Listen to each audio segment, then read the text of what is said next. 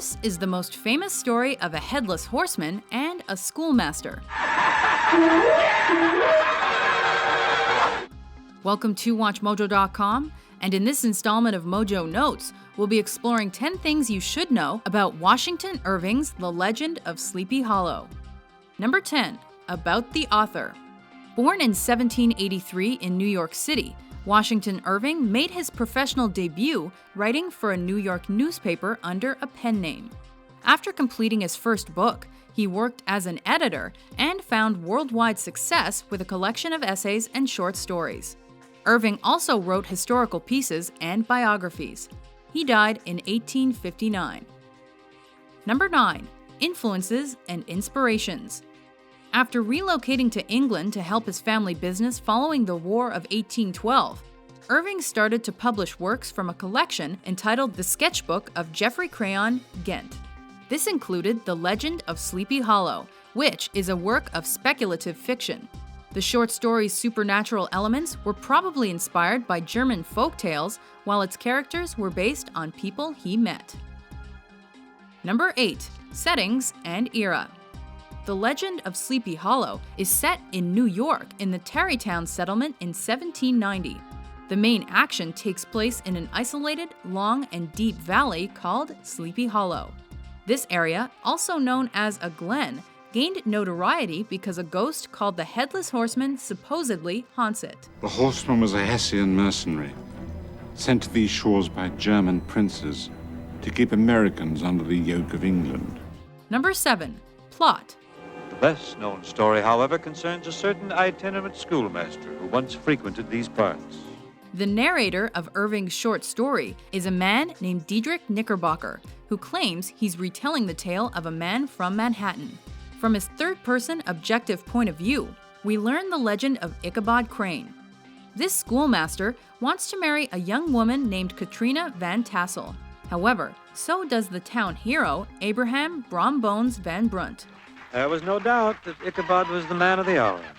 Brom knew that he must concede his rival still another victory. Following an unsuccessful proposal attempt, Crane makes his way home from the harvest party. Once inside the murky glen, Ichabod's anxiety increased 100-fold. For now, the forest seemed to close in behind him. Already anxious from having passed several spots that are supposedly haunted, Crane meets a giant but silent cloaked horseman.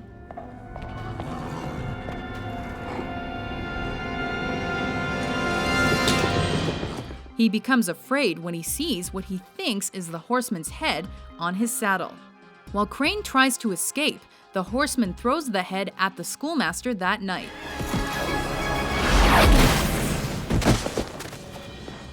Crane is never seen or heard from again, though his clothes, his horse, and a smashed pumpkin remain. But there was no trace of the schoolmaster. Number 6. Ichabod Crane. The worthy pedagogue was described as a most unusual man. Ichabod Crane is a tall, skinny, and superstitious schoolmaster from Connecticut. While he's fascinated by scary tales, his strong belief in them actually makes him afraid of them. Though he wants her to like him as well, Crane wants to marry Katrina more for her father's money than out of actual love for her. Oh, Katrina, my sweet, my treasure. Treasure. That barn's a gold mine.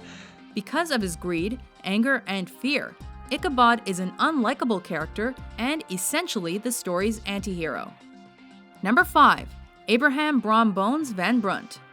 Brom Bones is Ichabod's main rival for Katrina's affections. He's the opposite of Crane, with his strong, tough, and manly ways. He's a very good horseback rider and has many friends.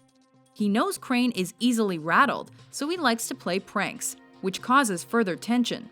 While we're never definitively told what happens to Crane after his encounter with the Headless Horseman, the short story suggests Brom may have been the so-called ghost.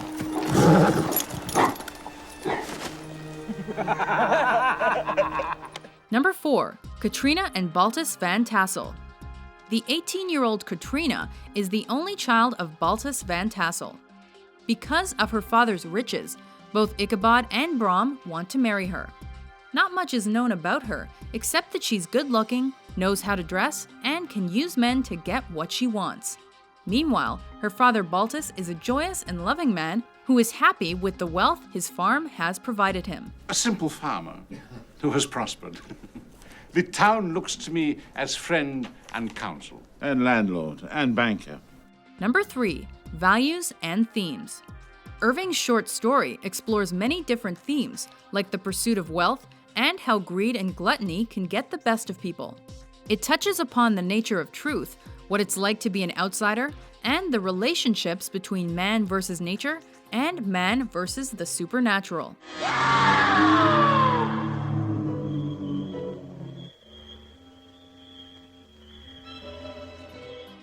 Number 2. Modern Popularity. Along with the short story Rip Van Winkle, which was also published in the sketchbook of Geoffrey Crayon Ghent, The Legend of Sleepy Hollow helped bring Irving to great popularity around the world. He became one of the first American writers to be able to live off his work, and the short story is one of the most studied pieces of literature today. Number 1. Adaptations. While it's been adapted for the stage, The Legend of Sleepy Hollow has also been referenced in various media and adapted for film and television. This includes animated versions, made-for-TV movies, and the 1999 feature film. We cannot win this. Do you agree with our list? What's your favorite piece of The Legend of Sleepy Hollow trivia?